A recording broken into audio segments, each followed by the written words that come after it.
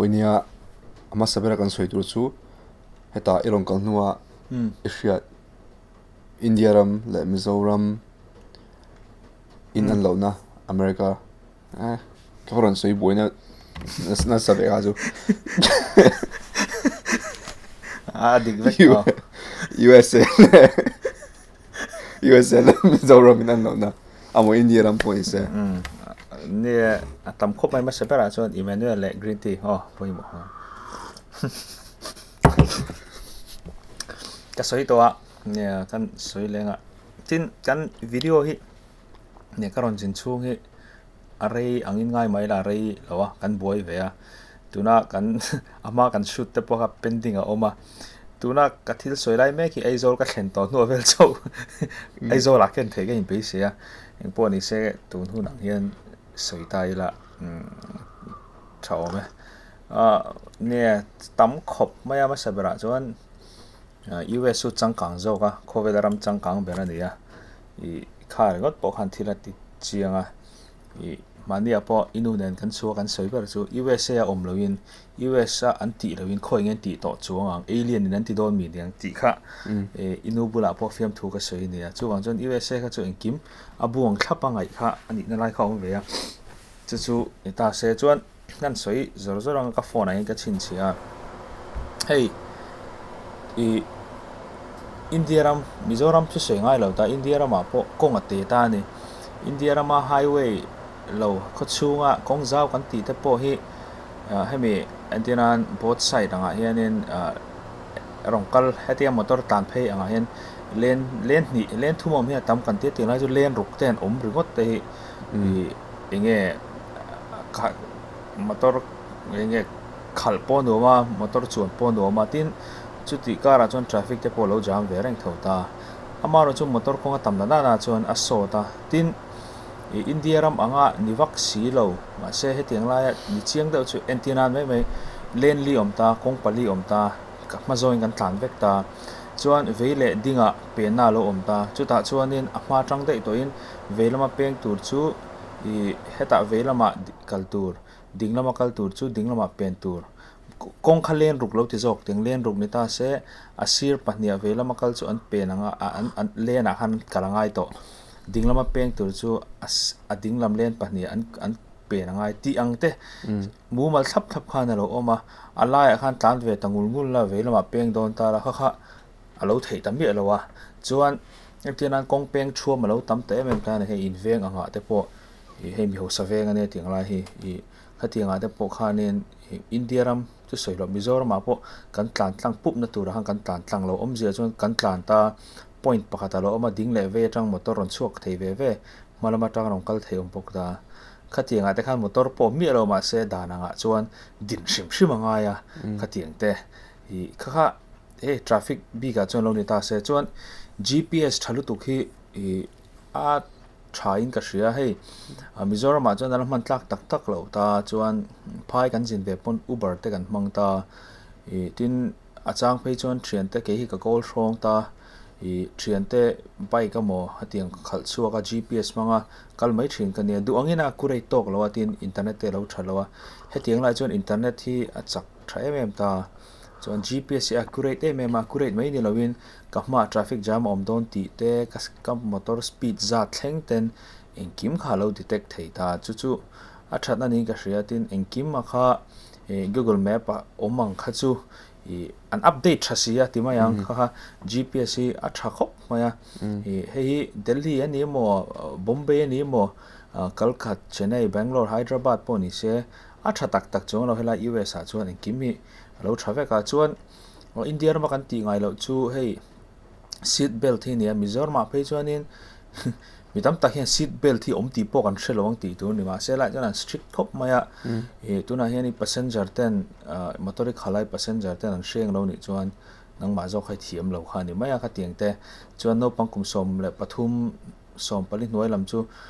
a front seat an thu thei lo tiang chi te dan hi lo tam khop maya helai hi enge motora chuan an strict na ni in ka hria chuan wifi chungchang hi ka soi to a achak tha amaro chu ve tlat maya free wifi kan tiang chi hi he tiang la hianin atama timai ang airport a tele mun sang sanga a chan chu khovel mun sang sanga tangmi kan kal khoma tourist an tama wangin wifi hi hela hianin a chak that chu su ran dita se free wifi lo mi tha chuti rolin india ram that vele na thung a chak le chak lo cheng phone ta se hey mobile data hi tunang lai Jio kan mang fur ta Jio lo po antenna ke chuan Airtel ka mang ta Jio poi ka nei thawa sim card hi tun la chuan pani thum to po nei hin tam tau ta ni chu wang chuanin hemi kan recharge rang hianin mobile data big hi kan recharge ho hi ni khata tlem bera 1GB free angani ta tuna internet man hi thakata tan 3GB chau achak kha free ta aba kha chu chak lo ti khani ta ni india rama chuan 4G khani tin a chebera 1GB kha un free top mai ni he Jio ron chhuat tak nuwa chuan ka teng te kha thatna ni unlimited calls oma chuan message kha za thon thei bok ta hela US a chuan mobile data kha tiang kha lo ni lawa I nangma big page plan khan thakata 3GB kha chak kha ni mai ba kha chu muang do ti khani ta ke ni chuan 1.5GB ama 1GB kha thakat ni lo ni khata chakha aba kan mangani chuan kha a man thei tho muang ti khani ta chu lai chu ai nan lo na lai lian ber chu ni ka hria lo kha tam kho mai ke ti GB khamo takin ka ta hi plane a chu na tlom polania thakata hian dollar som thum panga ka pe a kha isoing khan 3GB nia a fast ka chu a to unlimited la tu chung kha somruk vela ngai de dollar som thum pangai ti tro unlimited chu dollar somruk dollar som thum pangai pe tha kha india poisa sang ni zali somnga vel ni ta unlimited chu dollar somruk ani ta chu india poisa sang li zani vel ni ta mizoram a chuan Jio big te han soi ta ela thil dang pon yanga zali nga velin tharuk amo thali tanga tharuk an damani chu a that big je chu nang ni chu unlimited khatiang nei tur chuan cheng sangli zani thatin in pe kanga ya kha india ram kan van evena chu ani ka hria chuan ka soi le deuh char mai lo ni charo chuan ka soi to hai chu ka soi lo le thei lo hei Chinese buffet kan kala tu ya American po kan kal thawa Chinese kha tui zok ka chu ti rolin an hlok don manio ka tina chan lai chu dollar som pakhat khan du tok kan ei theya khalai kha ne tui khatiang kha kala kapiana nula magala enge ngai lo atui ka tia tina tamboka variety kha tha ka soidu zo ka chu khoi muna po kalila ka soi to kha india rama te chuanin hei zaina te po movie kan enta cold drinks kan ei chuan unlimited ani top ta ni cold drinks hi mani kan in thlita azo pon kan vakala kan va thlile tamai ta india rama chuan ani lo ta khami enge medium te oma large te om ta small te po khami anno amin pek to kha chuan kan in zo to chuan kan in zo ni maya khatiang te kha enge helai anom ve na chu ania chuan thil pakhat le chu ni ka soido chara ngai thatu te pon an ningang ti hi ta lau ma ro chu soi ta zelila helai us ni komena han kalo chira thil pakhat kan soidu chu nekina ka soidon thawa Emmanuela few things you don't know about Emmanuel ting te in kan soi lok sanga Emmanuela hian in YouTube pa hian lo reply lo chu ni pona NG ha lo sharo chuwa chuan in viewers te poi mo a likers te tin a comment te po kha a poi mo amaro chu aron video thar chu lo NG lui hi chu a en to lo pone the video thar chu en nge ta constructive criticism hi poma amaro chu ana zomina enge hei timai ron in selang kha chu at entertain vak lo amaro chun ron sel ni pon kha ka chu ama pula po ka soya smart takhian ngoila ka tiang do khanin tuna po hianin in comments form se at feedback hi enge chu tiangin comments si aron react chuang lo ti khalo sheula chuan hei chu mi comment ka ti chu aron soi di khop moya mi hianin ange Milan te Paris te anan ti takna ina to pa chon US bok hin kal chak na ni ti ka soi kha an ron trom viau maya adika tin US kan soi du chu ka soi zing khop mai ka themi kan in ko pe ka soi ve zi an din nom lama po ngai to mai the Europe po kal dong khan visa muin har lo khopa a deal zong zong chun pe tiang tur kha ni ta ni US su ani lo chumi ringot po jon US chu mi zong zong hianin kalpo tuma sen kal thelo US a visa mu har tu kai kha ka van ne kum som visa ka nei nge le nga la chu wang chuan in US chu mi hian an da sanga Europe te han chak thin ma se a ber hi chu ani ka ring lo US an la kal lo wang po ni anga tin helai US chu an fel ka ti me ma kan soi le anga Germany ka kal khan he tiang an ni lo sap tong an man lo wang po ni anga I kan in wish mang lo ni khan mer hriat te ngei po kha hello kan ti sama tiang lai chuan min wish peilu tu he ka hne jok thina khoya po kala kong ko kong sir dor kal phei chuan kiltina mi sang sang min on wish a customer vek mon ka in wish ania kha kha I anom na ni US tin England te hi ka hrelo kala kalo maro chu pride an nga ti te an chapau de lek ti te anita a chu wang chuan sap rom kan ti I hemi America sap tong English mang ti mai beta England te polo mang tho ma se ni zo wina kan hriat tama chuan American ho an lo polai tan fel khop mai hi ka soi bang thei lo ani I thilpo valila entianan a price tag al om chuan hai la kan ni khatnu pola thleng lai the mizo chuan ilea dori chhuasan dori chhuasan che pen khatai chhuasan le le ni pon an thleng sak du to lom cha ti ver kha ni a khatiang kha omai lo kan thil le to po price tag te lom chuan I a thleng the entianan ma ni po me u nen hianin jacket kan le a chuan kan lei zo che kha atnoya hian sort no zo kan chuka khatiang deuh che kha ai nal zok si ai tlom zo kha lo oma I change my mind kanan tia kan thing le eng man lo se lo nui vur vurin ma kan le ai kan lo fel mo ti tur zo kha ania te khanin min paisa kha I min ri chan le thave kha kha anom na nia ka jacket thar kha thalak pui shop khan tha kan lak pui shep kha New York City te kan kal na tha kan lak pui shep kha ni le nga la chuan thil pakhat le chu karaoke a man jang kan kala kha kha ne karaoke kha kala khatiang karaoke kha ang thi kalo ring lo mizoram kan karaoke nei hi ka kal to na kan tinga ka kal chin ania ka soi avai jong ka tilowa avai pon ani mai theya YouTube vela mi free nan download ani a free software an nei vela tang hianin anan download ta chuan kan zai pui ta ni sound system hi a thalo tlang pui a hei I hriat thiam dan tur chuan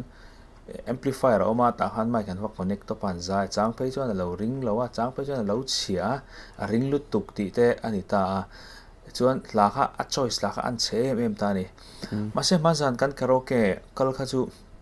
khatiang kha ni lo a remote control oma pani microphone thado pani oma Trying to apologize, you're so ugly when you cry. aki kha a thak thei te kha a thashim shim ani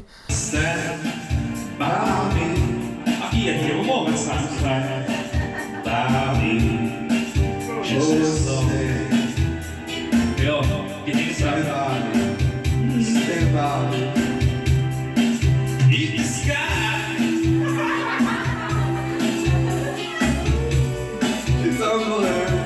entinan karaoke ai zola chuan akilak na kha itlin lo ni chuan kin lo hang ni sakha nga ya ma se helai chuan aki kha niam theya ti san theya Chinese ho nge Korean kha Korean ho ta nia Korean la po tama Korean tongin an ziak vek poka tin la kha atam em ani Every step I take, every move I make, every single day, every time I pray, I'll be seeing you. buni khat kha top maya la kha lo hi mang lo ti tur kha ania kha kha athat na chuan nuam ve do chu kan zai zo rating san ron oma kan zaya out of 100 ta chuti zat I mu ti te kha 한번 더 가죠. aron oma kha kha anom na ne karaoke khatin sound kha atha em boka a system tak tak karaoke dik tak ani na turang dik tak kha Take me closer, way away. khami khola kha a oma wangin ke chu I anuam katia chuan an sei pop anga petrol chung changa hianin hetiang la hian cheng ni cheng thu min kar bol ne che bor ne chang cheng ni chuan dollar ni chuan za somli vel liter khatina nia India rama chuan diesel attowa a diesel atloma petrol attowa hetilai chuan diesel atto thunga petrol atlom ta petrol kan ti mai gas kan ti ta chu mak amak viewin ka hria chu ti rolin mak te chu Mizoram chuan petrol hi diesel hi chu ti za ta ni chuan Mizoram pum chuin ang ti te kha Aizawl pum chu in ang ti ani ta ni Aizawl bi ka district ta chuin ang lo thei ta antina champhai te lunglei te chuin ang lo pon thei ma se Aizawl chuin ang ta ni helaya chuan venga in ang lo ta ni in venga a then a tloma hundanga towa khatin te kha amak riawin ka hria chuan yaran chuwa letterbox ka mu fur thina hei movie te pawh kan lo en thin ta letterbox a hianin thadawa ka hria chu hei Mizoram anga chuanin enge ka ti an kan thengil chu lekha kan thon don chon post office a khalangai ni lo chon enge khami a post box kan ti dom mi khami han kan thlaga clearance hun an lo zia ka an la khun khami khan tian lekha khan lo lamai thin ta ma se nangni a chuan in tin hi po hemi elo kha letterbox kha in nei ta vekta chu Mizoram chun letterbox home ta letterbox a an va drop an va thlaka ala khun an lo la ani bai ta ma se tengna chon in tin letterbox in nei ta khata khan lekha kha in dong mai ni lo in thon chua du pon khata khan lekha in wada in koi chhota koi chho tu rom kha thil sen khamin koi chho chuan he letterbox a hen i postman in alak chua tu omani tina te ni kha teng ta ka i kala hungai lo wa enge niang le hi ka te i chung ta ka zo ta kha min shil tan chu ania atam to sing tinge kan Chojolo ala zolo chu atam lu tu ka soi char char mai ni an soi chuan Atlanta hianin Mizo hi ti hian inom ve ta nol maya in chuk thak ma khan Mizo hin om po in shemang lo khan nia ni boi te mi khai soi no boi te ti mi kha ni boi te oma hadani sa pasal ne ya zola ma han ai lo in mang bak to lo mo ta chu hain zong chuaka kha ni ta in hon in chuk thak to ti hianin mumal dewin in khom te Mizo in khom te nan din le to na bai chuanin somli somnga ve in ni ve to in ka hria in tam ve to khop maya ti rol chuanin in changthlun na em chu hela hian Atlanta Mizo ko shana hian pastor te in neya Presbyterian pastor anin ka hria pujara nge kha in nei te kha anuama thlamuan thla ka he tiang laya pastor an om shrim hian mi wa pana nilowin helai na thok te le khatia zirlai te mo kha om khom ta ula tlem khan in khom te pon noi ve the ti mayang pastor mumal takin an thuchil chau hi helai hi anom na ni ka hria chulai chu ania chuan til dangdawin topic kan thla le lokanga Indians are everywhere an tiang deuh khanin Indian hi chu khoya pok an oma manza khan inu ten vaidora kalangan tia kan kala Patel brothers han kan kala kalu the kan nui vur kan lu chi masalari manam hal vung ani moran kan kal hnem towa tin heme departmental store pok kan kal hnem towa i hrianga tlai tin deuh thokan kala arim kha nam ngai lo Indian Patel brothers store an lut mai chi mai chu masalari manam vung fuga tlemi kan kal thui dewa kan hoi kol vela vai hoi ngai te bu an lo beng cheng le sa pho hi pali panga po mun khathanom tho an beng cheng noi ka hrengai lo hei ma se timeng karisis wang ni lo midum howi chu vundum howi chu tlem chon an beng cheng dewa an tho mana nilawin vun ngo phei chon beng cheng wak ngai lo ni ta kan movie en na po kha kan ti ring dewa atran ma pon miron kha khani kamo timeng mi an ngai thei lo kha ni ta midum pita kha ting deuh kha nei mi hin ngai thei lo ma ta Patel brothers store kha chuanin han ringal chu mai anuam phianin ka hre kan lut thuk do masarim kha nam tul tura tin tata thok kan ni boka tata sol thleng khan lo ma omlo kha omlo chuaya poi mo ka hre chu pani puri thleng khan lo mani siam na kit ready made an thleng khan omlo kha omlo re mai chu Indian ni kan inzar pharna sa tin khami bor vel ha vai ho tor vek kha ni ya chu kong le lama tak chuanin hindi thiam lo mala thiamang chuna keisa he han ti tu shrim po kha anuam ve ya makeup hi atloma anti dai te mizo mai che de gan ho som ka te chan chu tu nai ka jina he kap te miron cha chu enge kan tiang US a hianin mi ho sa tak tak pon makeup an man ngam lo hi an mang tat mai ni chu helai US hi a that ve na ni ka hria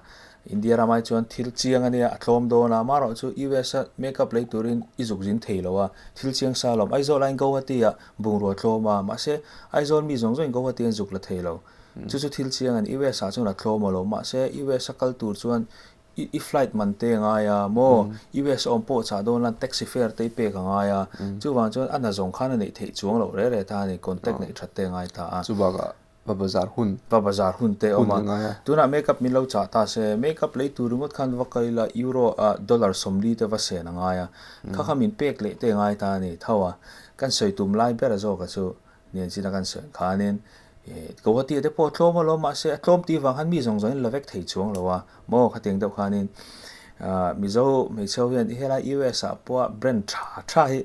makeup an mang tlat mai ni mi ron cha ke hian enga tan wak ma ka ngai si lo wa makeup doro kalma sak ber chu kha new year ka te min shoi kha ne kan po khopa hi mi zo ma hei chu hi mi zo ma tha hei an wa ra ti ke khan enga wa khan ka ngai si lo ka nau ten min cha wang khan kan en kual khan ni chu mi zo nu la te kan ho sa nge ni phak ba kan lan kan tum ti lai hi zonom thei ne kan ho sa ani lo chuan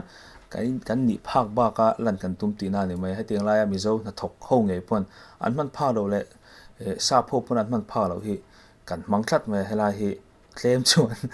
enge kan in en fianga nge ka shelo a tom la tak tak a chuanin ka soi to a hei helai hi kan chat fak thei lo a Mizoram angin khowata po vot dio ma se omzia chuanin hi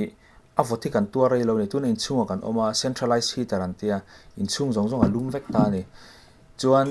in chung zong zong a luma pona kan chuka kar luma heater oma mola kan lu ta khoya po lu te la alum veka pona hen kan om rei lo kar tanga in chung kan lu le kar tanga mol kan kalamo khami kan kaltum na zun in thena lum vek box hi chuan Mizoram bang khuwa vot to ka chat ti kha om thei lo helai chuan i timayang vot vio ma se anuam le tling jok tu na pon kha korban buli ha ka tiang kha ne ke jo kan halum shim ta kha ni phot te se aba kan soi zel lo ne ni lo chuan ke minute som ni borvel ka soi to in ka ria tam si mo ai video chu in an lo nan ta mi chu in kom la don ni han pain chuan ai nge soi tu chu kal nei thawa ai an lo na vel kha soi tu le ne chu dang lam na nia adang chu ka seng khan tu na ka kha ho ka soi zong zong kha adang lam na chu ani deu tamaya china po khan ka soi chawa to kha mi bak lo kha chu ka soi nual to kha adang lam na tlang lon chu ni mai ni lo chuan arei lu tu khang are tu ko chu apoi lo chong na kha chuan ethil pakhan le chu helai kong kha a thai mem ta ka seng khan in kong zau chu eng poni se kong a tha kan soi le ram tu chu hei kilometer sang khat chuang kha darkar som borvel khan tlana darkar som le som padin kha kan tlan chak don hin ka hria kha kong a tha ni US a chuanin highway kan tlan reng veilama achak ho an tlan ta tiang khan tlan muang thelo tlan muang chuanin an ron hon chenga an manzo ang chati tur khan he ka tiang te ka i kong a that mai ba ka tlan chak ro thei lawa tiang te chuan zurui chunga motor khali a Mizoram ma chuan an tam khop maya India ram shim shima chuan an tam hela chuan an ngai serious a i zurui chunga motor an khal chuan a khal tiam zuru motor an khala zu an rui ni chuan police mana la oma thil ti community service te ma thil sang tam takan ti ngai zel ten tang ta poisa choi te angaya driving license ten suspend a rammi ni ro kai chuan an thon ho thei ta ne chu tiang chu alo ni ta a I tin chu mi piala ma chuan in khoya mu an kala ma chuan an rui lo hola man rui ni chuan Uber ten la daya taxi ten an hoa chan chu man an hlau ta ni an thian te na mong kalna motor ten re khatiang kha hei an hlau na ni road manners san shria tin a beng cheng velo I Mizoram chu ne kan beng cheng lo motor kan khalde po hon kan pelawa vairam hun thren khatanga chan beng cheng an nuai me kha helaya chuanin an beng cheng lo re mi hi moi tak hianin anin pela tin ke kalan lal ma India ramanga che Mizoram anga chuan ke kalan thu lo lor lak he tiang lai chuan mani po kong kan cross zona